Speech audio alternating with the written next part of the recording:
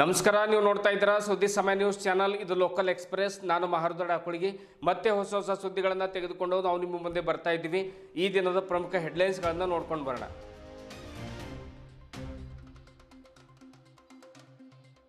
ಬಂಜಾರ ಸಮುದಾಯಕ್ಕೆ ಎಸ್ಸಿ ಮೀಸಲಾತಿ ನೀಡಿದ್ದೇ ಅವೈಜ್ಞಾನಿಕ. ಸರ್ಕಾರದ ವಿಳಂಬ ನೀತಿ ಮಾದಿಗ ಸಮಾಜಕ್ಕೆ ಮಾಡ್ತಾ ಇರುವಂತಹ ಘೋರ ಅನ್ಯಾಯ. ಸರ್ಕಾರ ಒಳ ಮೀಸಲಾತಿ ಜಾರಿ ಮಾಡದೇ ಇದ್ದರೆ ಉಗ್ರ ಹೋರಾಟ ಮಾಡಲಾಗುವುದು.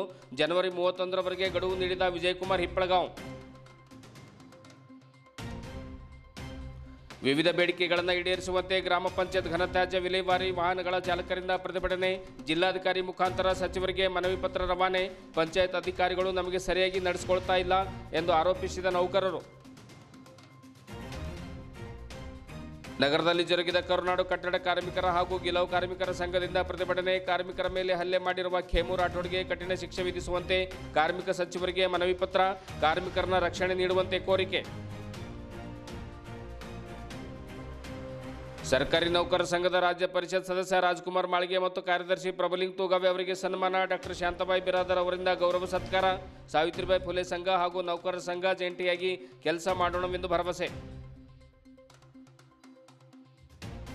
ನೆಹರು ಯುವ ಕೇಂದ್ರ ಹಾಗೂ ರೈಸಿಂಗ್ ಹ್ಯಾಂಡ್ ಸಂಘದ ವತಿಯಿಂದ ರಸ್ತೆ ಸುರಕ್ಷತಾ ಕುರಿತು ಜಾಗೃತಿ ಕಾರ್ಯಕ್ರಮ. ಜನತೆಗೆ ಹೂಗುಚ್ಛ ನೀಡಿ ಜಾಗೃತಿ ಮೂಡಿಸಿದ ವಿವಿಧ ಸಂಘ ಸಂಸ್ಥೆಗಳ ಪದಾಧಿಕಾರಿಗಳು. ಜಾಗೃತರಾಗಿರುವಂತೆ ಮಯೂರ್ ಕುಮಾರ್ ಗೋರ್ಮೆ ಸಲಹೆ. ಇಂದಿನ ಒಂದಿಷ್ಟು ವಾರ್ತೆಗಳ ವಿವರಗಳನ್ನು ನೋಡ್ಕೊಂಡು ಬರೋಣ. ಆಗಸ್ಟ್ 1, 2024ರಂದು ಸರ್ವೋಚ್ಚ ನ್ಯಾಯಾಲಯವು ಆಯಾ ರಾಜ್ಯಗಳು ಒಳ ಮೀಸಲಾತಿಯನ್ನು ಜಾರಿ ಮಾಡಲು ಸೂಚಿಸಿದೆ. ಆದರೆ ಕೆಲವು ನಮ್ಮೊಳಗೆ ಇರುವಂತಹ ಸ್ಪರ್ಶ ಜಾತಿಗಳ ಒಂದು ಕುತಂತ್ರದಿಂದ ಸರ್ಕಾರ ವಿಳಂಬ ಧೋರಣೆಯನ್ನು ಅನುಸರಿಸ್ತಾ ಇರುವಂಥದ್ದು ಖಂಡನೀಯ ಎಂದು ಮಾದಿಗ ಮೀಸಲಾತಿ ಹೋರಾಟ ಸಮಿತಿಯ ಜಿಲ್ಲಾಧ್ಯಕ್ಷರಾಗಿರುವಂತಹ ವಿಜಯಕುಮಾರ್ ಹಿಪ್ಪಳಗಾಂವ್ ತಿಳಿಸಿದರು. ಜಿಲ್ಲಾ ಪತ್ರಿಕಾ ಭವನದಲ್ಲಿ ಕರೆದ ಸುದ್ದಿಗೋಷ್ಠಿಯನ್ನು ಉದ್ದೇಶಿಸಿ ಮಾತನಾಡಿರುವಂಥ ಅವರು, ಸರ್ಕಾರವನ್ನು ನಿಯಂತ್ರಿಸುವ ಕೆಲವು ಒಳ ಮೀಸಲಾತಿ ವಿರೋಧಿ ಶಕ್ತಿಗಳು ಆಯೋಗಕ್ಕೆ ಇನ್ನಷ್ಟು ಕಾಲಾವಕಾಶವನ್ನು ಕೊಡಬೇಕು ಎನ್ನುವಂತಹ ಒಂದು ಪುಕಾರನ್ನು ಎಬ್ಬಿಸ್ತಾ ಇದ್ದಾರೆ. ಜನವರಿ 31ರವರೆಗೆ ನಾವು ಗಡುವನ್ನು ನೀಡ್ತಾ ಇದ್ದೇವೆ. ಇದೇ ರೀತಿ ಸರ್ಕಾರ ವಿಳಂಬ ನೀತಿಯನ್ನು ಅನುಸರಿಸ್ತಾ ಒಳ ಮೀಸಲಾತಿ ಜಾರಿ ಮಾಡದೇ ಇದ್ದರೆ ಮುಂದಿನ ದಿನಗಳಲ್ಲಿ ಒಂದು ಮೀಟಿಂಗನ್ನು ಮಾಡ್ತೇವೆ. ನಂತರ ಉಗ್ರ ಹೋರಾಟವನ್ನು ರಾಜ್ಯದಾದ್ಯಂತ ನಾವು ಬೀದಿಗಿಳಿದು ಮಾಡ್ತೇವೆ ಎನ್ನುವಂಥ ಮಾತನ್ನು ಕೂಡ ಹಿಪ್ಪಳಗಾವೆ ಹೇಳಿದರು. ಬಂಜಾರ ಸಮಿತಿಯ ಮುಖಂಡರು ವೈಜ್ಞಾನಿಕ ಜನಗಣತಿ ನಡೆಸಿ ನಂತರ ಒಳ ಮೀಸಲಾತಿ ಜಾರಿ ಮಾಡಿ ಅಂತ ಇದ್ದಾರೆ.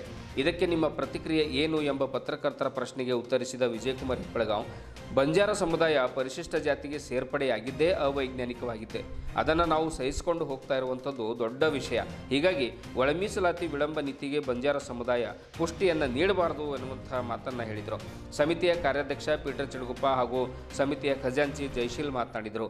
ಕೆಲವು ಸ್ಪರ್ಶ ಜಾತಿಗಳ ಮುಖಂಡರು ಒಳ ಮೀಸಲಾತಿ ಜಾರಿ ಮಾಡಿದರೆ ಸರ್ಕಾರ ಬೀಳಿಸುವ ಹೆದರಿಕೆಯನ್ನು ಹಾಕ್ತಾ ಇದ್ದಾರೆ. ಸರ್ಕಾರ ಜಾರಿ ಮಾಡದಿದ್ದರೆ ಮುಂಬರುವ ಚುನಾವಣೆಯಲ್ಲಿ ನಾವು ಕೂಡ ತಕ್ಕ ಪಾಠವನ್ನು ಕಲಿಸ್ತೇವೆ. 101 ಜಾತಿಯಲ್ಲಿರುವಂತಹ ಕೆಲವು ಸ್ಪರ್ಶ ಸಮಾಜದ ಮುಖಂಡರು ಕಸಿದುಕೊಂಡು ತಿನ್ನುವ ನೀತಿ ಅನುಸರಿಸ್ತಾ ಇದ್ದಾರೆ. ಇದು ಸಲ್ಲದು ಎಂದು ಸುದ್ದಿಗೋಷ್ಠಿಯಲ್ಲಿ ಪದಾಧಿಕಾರಿಗಳು ತಮ್ಮ ಅಭಿಪ್ರಾಯವನ್ನು ಹಂಚಿಕೊಂಡರು. ಸುದ್ದಿಗೋಷ್ಠಿಯಲ್ಲಿ ಸಮಿತಿಯ ಜಿಲ್ಲಾ ಉಪಾಧ್ಯಕ್ಷ ಕಮಲಾಕರ್ ಹೆಗಡೆ, ಪ್ರಧಾನ ಕಾರ್ಯದರ್ಶಿ ಸ್ವಾಮಿದಾಸ್ ಮೇಘ, ದಕ್ಷಿಣ ಕ್ಷೇತ್ರದ ಅಧ್ಯಕ್ಷ ವೀರಶೆಟ್ಟಿ ಬೊಂಬಳಿಗೆ, ಚಿಡಗುಪ್ಪ ತಾಲೂಕಾಧ್ಯಕ್ಷ ಲಾಲಪ್ಪ ನಿರ್ಣ, ಹಿರಿಯರಾದ ಶಿವಣ್ಣ ಹಿಪ್ಪಳಗಾಂವ್, ಮಹಾಪ್ರಧಾನ ಕಾರ್ಯದರ್ಶಿ ರಾಹುಲ್ ನಂದಿ, ಪ್ರಕಾಶ್ ಬಗ್ದಲ್, ದಯಾನಂದ್ ಎಸ್, ಬಸವರಾಜ್ ಎಸ್, ಔಲಾಸ್, ಓಂಕಾರ್ ಸೇರಿದಂತೆ ಅನೇಕರು ಉಪಸ್ಥಿತರಿದ್ದರು. ಬಂದು ಸೇರ್ಕೊಂಡಿದ್ದ ಮತ್ತು ಅವೈಜ್ಞಾನಿಕವಾಗಿ ಸೇರ್ಕೊಂಡಿರ್ತಕ್ಕಂಥವ್ರು ನೀವು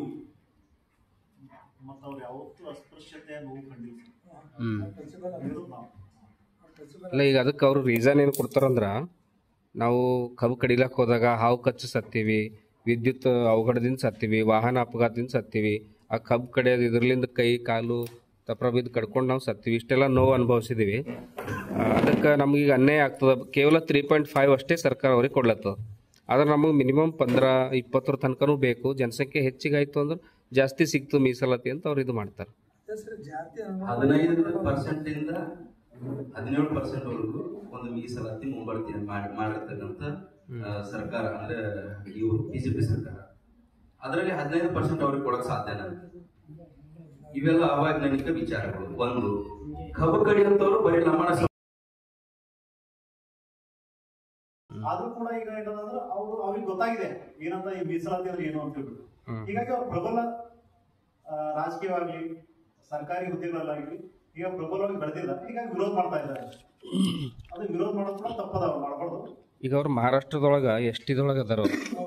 ಈಗ ಇಲ್ಲಿ ಪ್ರಭು ಚವ್ಹಾಣ್ ಅವರು ಕೂಡ SC ಸರ್ಟಿಫಿಕೇಟ್ ಮೇಲೆ ಅವರು ಮಿನಿಸ್ಟರ್ ಆದರು, MLA ಆದರು, ಎಲ್ಲ ಅಧಿಕಾರ ಅನುಭವಿಸಿದ್ರು.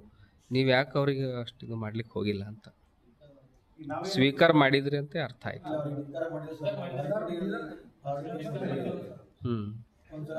ಈಗ ಇದು ಜಾರಿ ಆಗಬಾರ್ದು ಅಂತೇಳಿ ಅವ್ರದ್ದು ಇದೆ ಇದರಲ್ಲಿ.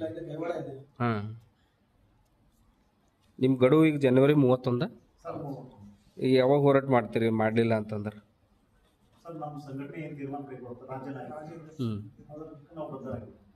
ರಾಜ್ಯದಾದ್ಯಂತ ಮಾಡ್ತೀರಿ.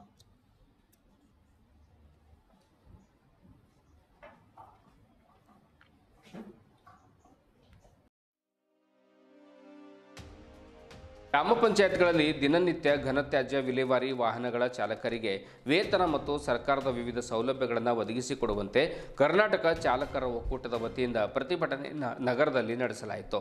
ಎಲ್ಲ ಸೌಲಭ್ಯ ನೀಡುತ್ತೇವೆಂದು ಭರವಸೆಯನ್ನು ಕೊಟ್ಟು ನಮ್ಮನ್ನು ನೇಮಕಾತಿ ಮಾಡಿಕೊಂಡ್ರೆ ಅಧಿಕಾರಿಗಳು ಸಂಭಾವನೆ ಕೂಡ ನಮಗೆ ಕೊಡ್ತಾ ಇಲ್ಲ, ನಮ್ಮಿಂದ ಕೆಲಸ ಮಾತ್ರ ಮಾಡಿಸ್ಕೊಳ್ತಾ ಇದ್ದಾರೆ, ಸರಿಯಾದ ವೇತನ ಇಲ್ಲ, ಸರಿಯಾಗಿರ್ತಕ್ಕಂಥ ಸೌಲಭ್ಯಗಳಿಲ್ಲ, ಕೇಳಿದರೆ ಸರಿಯಾದ ಉತ್ತರ ಕೂಡ ಅಧಿಕಾರಿಗಳು ನೀಡ್ತಾ ಇಲ್ಲ ಎಂದು ಕರ್ನಾಟಕ ಚಾಲಕರ ಒಕ್ಕೂಟದ ರಾಜ್ಯಾಧ್ಯಕ್ಷರಾಗಿರುವಂಥ ಜಿ ನಾರಾಯಣ ಸ್ವಾಮಿ ತಿಳಿಸಿದರು. ವಾಹನಗಳ ಒಂದು ಇನ್ಶೂರೆನ್ಸ್ ಕೂಡ ಮುಗಿದಿದೆ, ಇನ್ಶೂರೆನ್ಸ್ ಮಾಡ್ಕೊಳ್ಳಿಕ್ಕೆ ಹಣ ಕೊಡಿ ಅಂತ ಕೇಳಿದರೆ ನಿಮ್ಮ ಹಣದಲ್ಲೇ ಇನ್ಶೂರೆನ್ಸ್ ಮಾಡ್ಕೊಳ್ಳಿ ಅನ್ನುವಂಥ ಮಾತನ್ನು ಹಾರಿಕೆಯ ಉತ್ತರಗಳನ್ನು ಕೊಡ್ತಾರೆ. ಈ ರೀತಿಯಾಗಿ ಅನೇಕ ಸಮಸ್ಯೆಗಳು ನಮಗಿವೆ.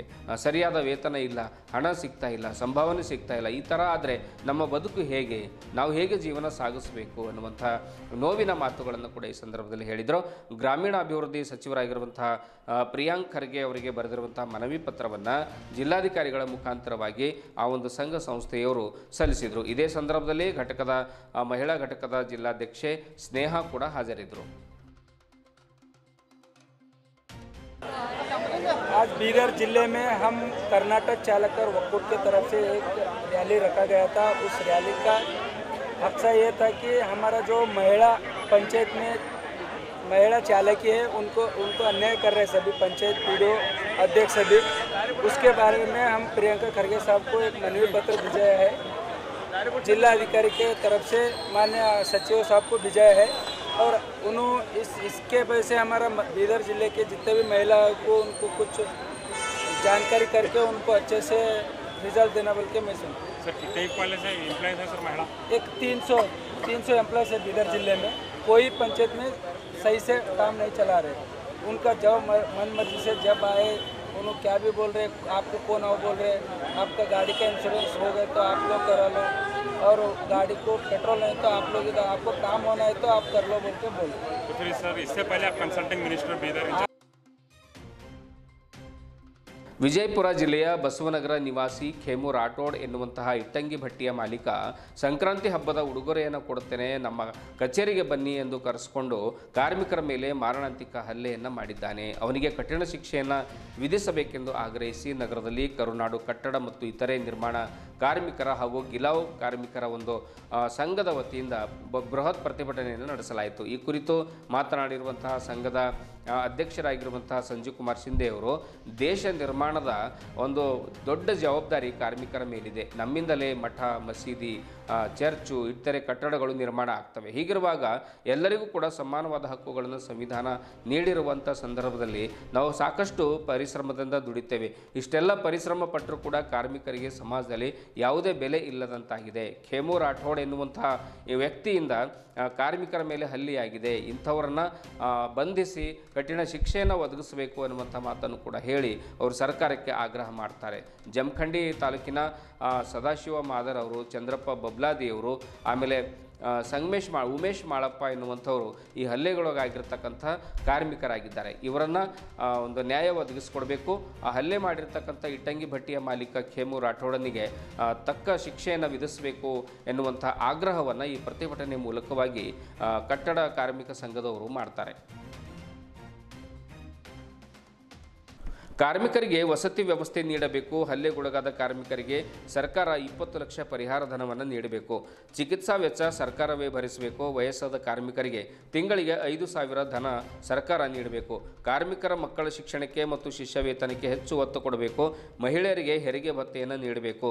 ಕಾರ್ಮಿಕರ ಗುರುತಿನ ಚೀಟಿ ಹೊಂದಿರುವಂಥ ಕುಟುಂಬಕ್ಕೆ ಭವಿಷ್ಯ ನಿಧಿ ನೀಡಬೇಕು. ಪ್ರತಿ 3 ತಿಂಗಳಿಗೊಮ್ಮೆ 3 ವರ್ಷಕ್ಕೊಮ್ಮೆ ಕಾರ್ಮಿಕರ ಒಂದು ಗುರುತಿನ ಚೀಟಿಯನ್ನು ನವೀಕರಣಗೊಳಿಸುವಂಥ ಪದ್ಧತಿಯನ್ನು ಜಾರಿಗೆ ತರಬೇಕು ಎನ್ನುವಂತಹ ಇತ್ಯಾದಿ ಬೇಡಿಕೆಗಳನ್ನು ಸರ್ಕಾರ ಈಡೇರಿಸಬೇಕೆಂದು ಕಾರ್ಮಿಕರು ಕೋರಿದರು. ಇದೇ ವೇಳೆ ಪ್ರಮುಖರಾದ ದಯಾನಂದ್ ಪಾಂಚಾಳ್, ರವಿ ಅಮಲಾಪುರ್, ಶರಣಪ್ಪ ಐಸ್ಪುರ್, ತುಕಾರಾಮ್ ಬಸಂತಪುರ್, ಸುಬ್ಬಣ್ಣ ಕರ್ಕನಳ್ಳಿ, ಸಂಜುಕುಮಾರ್ ಬನ್ನಿ, ಗೌತಮ್ ಹಾರೋರ್ಗೇರಿ, ನಾಗಶೆಟ್ಟಿ, ಮಾರುತಿ ಮೈಲೂರ್, ಆಮೇಲೆ ಅನಿಲ್ ಕುಮಾರ್ ನೇರಗಿ ಸೇರಿದಂತೆ ಇನ್ನು ಅನೇಕ ಜನರು ಈ ಸಂದರ್ಭದಲ್ಲಿ ಹಾಜರಿದ್ದರು. ಕರ್ನಾಟಕ ಕಟ್ಟಡ ಮತ್ತು ಈಶ್ವರ ಕಾರ್ಮಿಕ ಸಂಘಟನೆ ಅಧ್ಯಕ್ಷ. ನಾನು ಈ ಮೂಲಕ ಮನವಿ ಮಾಡುವುದೇನೆಂದರೆ ನೊಂದ ಕಾರ್ಮಿಕನಿಗೆ ಪರಿಹಾರ ಕೊಡಬೇಕು ಮತ್ತು ದೌರ್ಜನ್ಯ ಎಸಗಿದ ಮಾಲೀಕನಿಗೆ ಕಠಿಣ ಶಿಕ್ಷೆ ಆಗಬೇಕಂತ ಹೇಳಿ ಈ ಮೂಲಕ ಕೇಳ್ತೇನೆ. ದಯಾನಂದ್ ಪಂಚಾಳ್.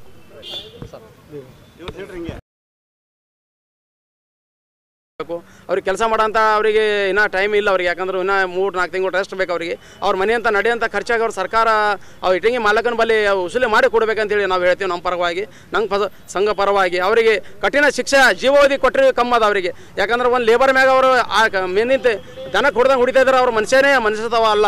ಕಾರ್ಮಿಕ ವ್ಯವಸ್ಥೆ ಮಿನಿಸ್ಟರ್ ಸಾಬ್ ಅವರು ಆಲ್ರೆಡಿ ಫೇಕ್ ಕಾರ್ಡ್ ಕಟ್ ಮಾಡಿದ್ದಾರೆ. ಅವ್ರಿಗೆ ನಮ್ಮ ಬೆಂಬಲ ಇದೆ. ಇನ್ನೂ ಕಾರ್ಡ್ ಇದೆ, ಫೇಕ್ ಕಾರ್ಡು ಇನ್ನೂ ಕಟ್ ಮಾಡಬೇಕಂತೇಳಿ ನಮ್ಮ ಸಂಘಟನೆ ಕಡೆಯಿಂದ ನಾವು ಕಳ್ಕಳಿ ಮಾಡಿ ಕೇಳ್ಕೊತೀವಿ.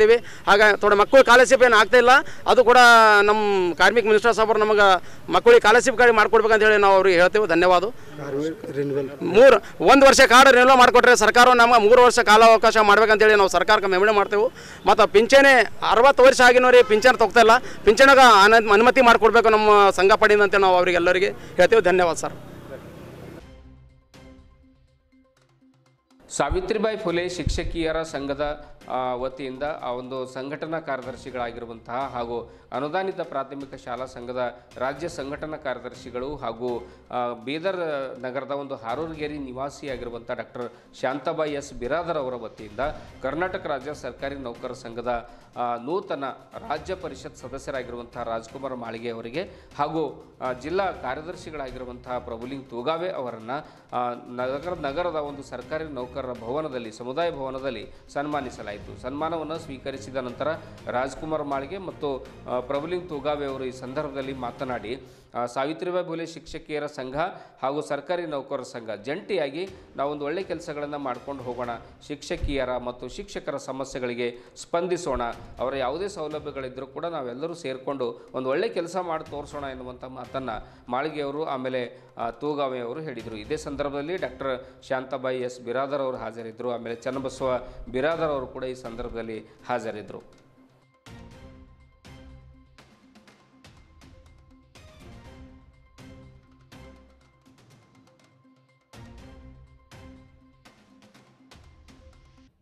ದಿವಸ ಸಾವಿತ್ರಿಬಾಯಿ ಫುಲೆಯ ಸಂಘದ ವತಿಯಿಂದ ಡಾಕ್ಟರ್ ಶಾಂತಾಬಾಯಿ ಅಕ್ಕನವರು ಏನು ಸರ್ಕಾರಿ ನೌಕರರ ಸಂಘದ ಚುನಾವಣೆಯಲ್ಲಿ ಚುನಾಯಿತ ಆದಂಥ ಜಿಲ್ಲಾ ಪ್ರಧಾನ ಕಾರ್ಯದರ್ಶಿಗೆ ಹಾಗೂ ರಾಜ್ಯ ಪರಿಷತ್ ಸದಸ್ಯರು ನನಗೂ ಕೂಡ ಗೌರವದಿಂದ ಆತ್ಮೀಯ ಸನ್ಮಾನವನ್ನು ಮಾಡಿದ್ದಾರೆ.